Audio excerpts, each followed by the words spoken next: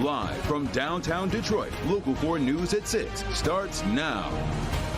Right now, families in need in Detroit are about to sit down for dinner with Lions wide receiver Jameson Williams. We'll get to that in just a moment, but people are going to be gearing up for a good dinner. But first, more snow and a fresh blast of Arctic air heading into Metro Detroit. We're tracking the drop and watching radar minute by minute. And take a live look up north. Marquette is getting hammered with much more snow than we are right now. But by this weekend, our view here in Detroit could look a little like that. Also a lot darker up there as well. Joining us, thank you so much for joining us tonight at 6. I'm Priya Mann. We do want to bring in forewarned meteorologist Ron Hilliard with what to expect. And certainly there's a lot happening on the radar. That's right. Well, happy Thanksgiving to you and everyone. Thanksgiving. This is going to be quite the stretch when it comes to weather. Priya, we are looking at these conditions getting worse and worse. We got a little taste of some messy weather with some snowfall as well as some windy conditions. But things are going to deteriorate this weekend. So still breezy here in Metro Detroit. Hopefully you were able to make it out to America's Thanksgiving parade or maybe to your family's home or dinner, going over for a friend's house. This is what we have in store for us. Saturday and Sunday, accumulating snowfall and even some wintry mix getting into the picture. For that reason, a forewarned weather alert has been declared for both Saturday and Sunday. These are the impacts that are in store for us. We're looking at things tomorrow not really being so bad. Besides it being chilly and a few flurries, low impacts. It's on Saturday, especially as we get into the afternoon and evening hours, conditions start going down with snow arriving, and it'll be snowing into at least Sunday morning. We're looking at some snowfall that will require us shoveling, things improving as we go into our Monday. Maybe you have a snowblower.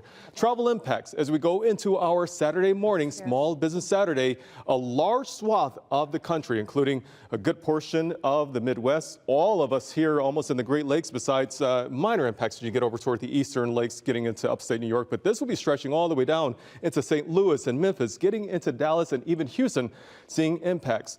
We go into our Sunday. Things start getting better for other parts of the country, but here in Michigan, we will still see that snowfall. We're going to time it out and talk about how much snow we can see, all coming up in a few minutes. Priya? All right, thank you, Ron. I know you're going to be busy tonight. A Detroit Lions star is starting a new holiday tradition, and it's all about giving back to kids and families in this city. Jameson Williams is hosting his first ever Jamo's Thanksgiving dinner. Now, even though the Lions lost, there is still a lot of joy in this room. Noel Friel is live with how he's using this moment to lift up the next generation. What a great initiative, Noel. Yeah, it really is, Priya. Like you said, this is the first time that Jamo is hosting this event, but he's planning to make it an annual Thanksgiving tradition. And as you can see behind me, we already have a pretty big crowd here, and we have a full Thanksgiving spread that's ready to be served with all the bells and whistles. This year, the event is being thrown for families with 2 Detroit organizations, Alternatives for Girls, which is a women's shelter that provides resources for women and girls experiencing homelessness, and the Detroit Boxing Gym, which provides mentorship to young people. Families get to enjoy a Thanksgiving dinner and also get to take a meal to go. The Jameson Williams Foundation is known for giving back to the community with events like its annual Jamo Day Back to School Supply Drive. This is a new way to give back to Detroit families in honor of the Lions Thanksgiving game. Today's special for us because it's about giving back to the people that may have had a mishap or less fortunate or tragedy, things of that nature. Well, we're very grateful.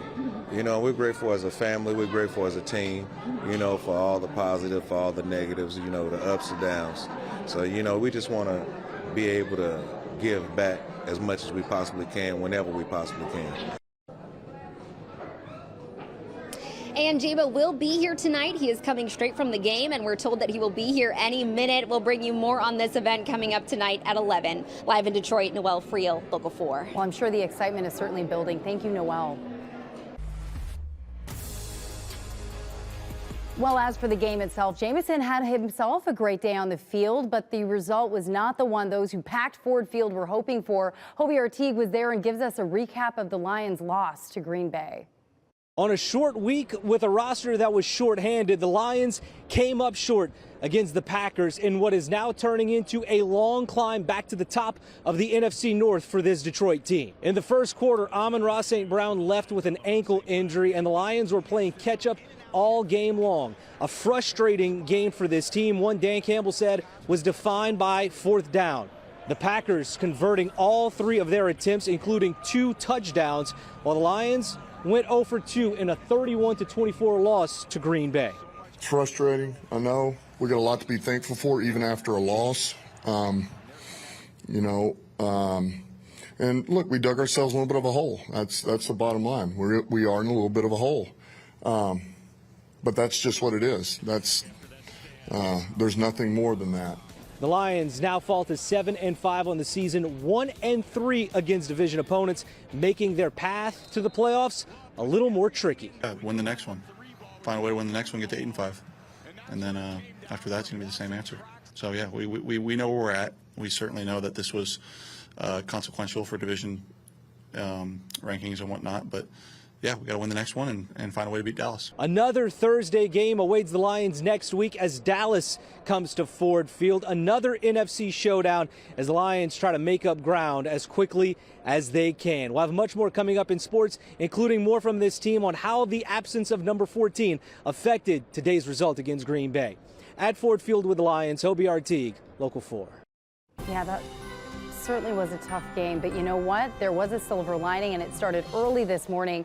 A Detroit tradition nearly a century old did not disappoint the thousands of people who turned out downtown today for America's Thanksgiving Day Parade presented by Gardner White. Let's get over to Shantae Passmore, who was there for every moment. Before America's Thanksgiving Parade steps off, there's what some call the parade before the parade. 17,000 people dressed up in their finest for the turkey trot. The Detroit Staples celebrating 99 years of putting on a phenomenal show for the Motor City. We've been coming down here our whole life, so it's a super special day for us. Woodward Avenue overflowing with gratitude. I am thankful for my family. I'm thankful for being here. I'm thankful for God.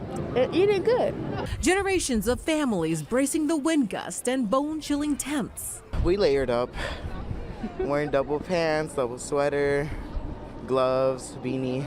Families either honoring this long-held tradition or starting a new one for generations to come. This is the first family Thanksgiving together. Still, the best part. The floats and the family and seeing the excitement. Wherever you are, however you're spending the day. And happy Thanksgiving to you too. Aww. And everybody out there, happy Thanksgiving. We're at the parade. Yet nearly everywhere we turn, people were smiling from ear to ear. Yeah, they're a little bit bundled up, but the day wouldn't be complete without being at America's Thanksgiving Parade. In downtown Detroit, I'm Shantae Passmore, Local 4. Oh, and you can feel the wind gusts right there. All right, thank you, Shantae. Meanwhile, the water main break made a big mess on a service drive near Schoolcraft and Virgil on Detroit's west side. Just take a look. Our cameras were out just a few hours ago. You can see a big hole in the ground and water just spilled all over the road. We're told the break is under control now and crews are working to clean it up. That service drive will be closed for the time being.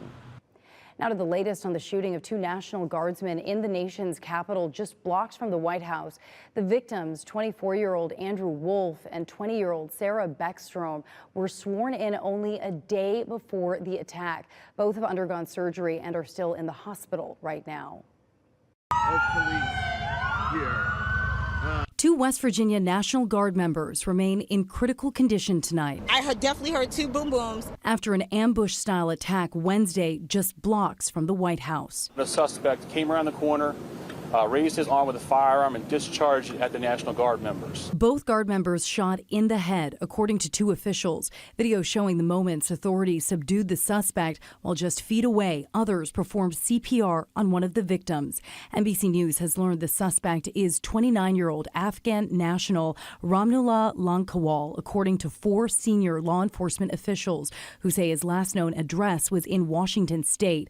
Overnight, President Trump calling the attack an act of terror in a video released by the White House. I am determined to ensure that the animal who perpetrated this atrocity pays the steepest possible price. The Homeland Security Secretary writing that the suspect came into the country in September of 2021 after the withdrawal from Afghanistan under President Biden, a part of a program to resettle Afghans who worked with the U.S. The CIA director, John Ratcliffe, telling Fox News Digital overnight he was brought to the U.S., quote, due to his prior work with the U.S. government, including the CIA. A source familiar with the case and a law enforcement source tell NBC News that the suspect was later granted asylum by the U.S. this year. We must take all necessary measures to ensure the removal of any alien from any country who does not belong here. Now, the administration says all immigration requests relating to Afghan nationals will be stopped indefinitely. This is a targeted shooting. Last night, prayers outside the emergency room for the two victims. They were in Washington as part of President Trump's use of federal troops in American cities, a departure from the Guard's role in the past. The effort has been held up in courts in many areas. Overnight, Trump announcing he will deploy more troops to Washington. I have directed the Department of War to mobilize an additional 500 troops to help protect our capital city. Now, prosecutors say the shooter will be charged with 3 counts of assault with intent to kill while armed, along with weapons charges. The FBI is now leading a coast-to-coast investigation to figure out why he targeted the troops. Detectives in Oakland County are trying to figure out what happened leading up to a shooting in Rochester Hills early this morning. A 44-year-old Detroit man was found just after 4 a.m. bleeding outside a condo on Rochdale Court. Deputies say he was rushed to the hospital and is in critical condition tonight. 2 adults, one from Rochester Hills and one from Detroit, were arrested at the scene. Investigators also recovered a .40 caliber handgun, and they think this may have stemmed from an argument between family members. A massive freight ship that got stuck in the Detroit River overnight is moving again. The Coast Guard says the Robert S. Pearson, a 629-foot Canadian bulk carrier hauling 18,000 tons of stone, became lodged in shallow water near William Milliken State Park around 10:30 last night. The call for help came in just after 1 this morning. 2 tugs, the Minnesota and the Ontario, pulled the ship free. Thankfully, no one was hurt.